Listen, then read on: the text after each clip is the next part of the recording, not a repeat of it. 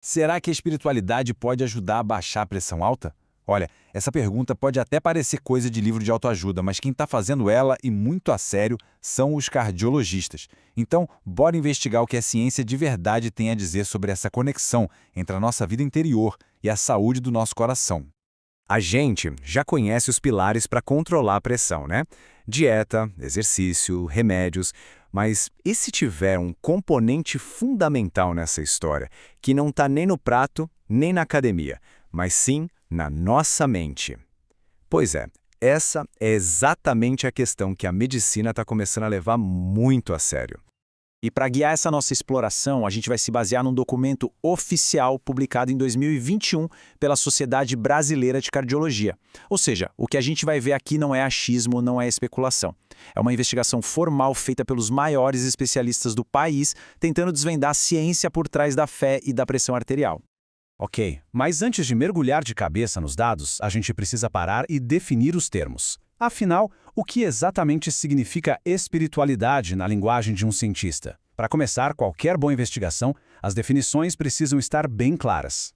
E aqui já vem a primeira distinção que é crucial, feita pelos próprios cardiologistas. De um lado tem a espiritualidade. Pensa nela como algo bem amplo, um conjunto pessoal de valores que dá sentido à vida e que pode incluir até mesmo ateus e agnósticos. Do outro lado tem a religiosidade, que é mais específica, é seguir as práticas e crenças de uma religião organizada. Manter essa diferença em mente, olha, é fundamental para entender todo o resto da nossa análise. Certo.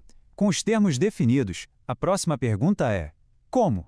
Como é que um pensamento, um sentimento, pode de fato alterar um número medido lá no aparelho de pressão? A resposta está na biologia, na conexão entre mente e corpo. Pensa assim, o nosso corpo tem um tipo de sistema de alarme embutido. Quando a gente enfrenta uma situação de estresse, ele ativa o que os cientistas chamam de sistema nervoso simpático. É como se ele pisasse fundo no acelerador do corpo. Isso libera um monte de substâncias que fazem os vasos sanguíneos se contraírem e, como resultado, a pressão arterial sobe. E essa reação em cadeia funciona mais ou menos assim. Tudo começa com a percepção do estresse. Isso dispara o sistema nervoso simpático, que, por sua vez, libera hormônios como o cortisol. Agora, imagina se esse alarme dispara o tempo todo dia. O resultado pode ser uma pressão arterial que fica cronicamente alta. A grande hipótese aqui é que as práticas espirituais ou religiosas poderiam funcionar como um freio para esse sistema, acalmando essa resposta ao estresse.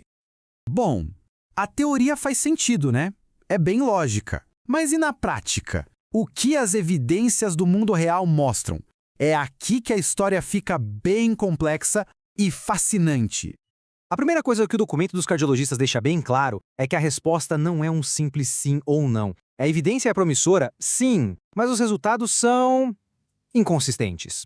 Para cada estudo que encontra uma conexão positiva, aparece outro que não encontra nada. A ciência é assim mesmo, né? É uma construção constante. Vamos pegar um exemplo positivo e bem concreto. Um estudo americano gigante, o NANS3, encontrou esse número aqui. Uma queda de pouco mais de 3 milímetros de mercúrio na pressão sistólica para quem frequentava serviços religiosos mais de uma vez por semana. Pode parecer um número pequeno, mas no mundo da cardiologia, essa é uma diferença que conta, é estatisticamente significativa. Mas aí, em contraste direto, a gente tem um estudo SWAN, que foi uma pesquisa enorme com mulheres de meia idade, e ela não achou nenhuma ligação estatística entre as experiências espirituais do dia a dia e o risco de ter pressão alta. Isso aqui mostra o debate científico acontecendo na nossa frente. E quando a gente olha para mais estudos, o cenário fica ainda mais intrigante. O Black Women's Health Study encontrou um risco menor de pressão alta, ligado a um enfrentamento mais espiritualizado dos problemas. Mas, e olha que curioso, a oração frequente foi associada a um risco maior. Outros estudos com enfermeiras e monges budistas mostraram efeitos positivos. O recado claro aqui é o seguinte: essa relação entre espiritualidade e pressão arterial definitivamente não é uma via de mão única.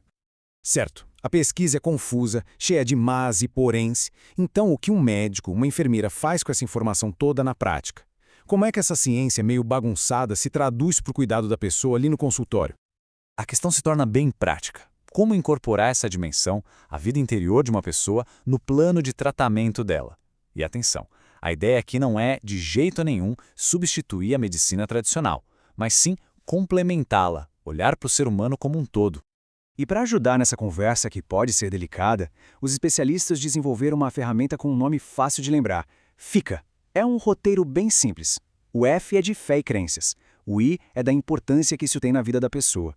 O C é de comunidade, se existe um grupo de apoio. E o A é de ação, ou seja, como aplicar isso no tratamento. Não é para ser um questionário, sabe? É mais um guia para uma conversa humana. E aqui é em um ponto que, olha, é vital deixar bem claro. O documento da Sociedade de Cardiologia é super enfático. Religião não deve ser prescrita, forçada ou encorajada. O objetivo não é converter ninguém. É simplesmente entender se as crenças de uma pessoa são uma fonte de força ou, quem sabe, uma fonte de conflito, de estresse que pode estar impactando a saúde e a adesão ao tratamento.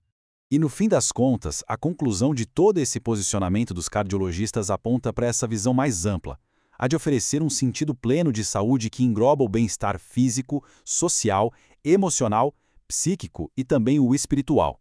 É o reconhecimento de que somos muito mais do que apenas um corpo.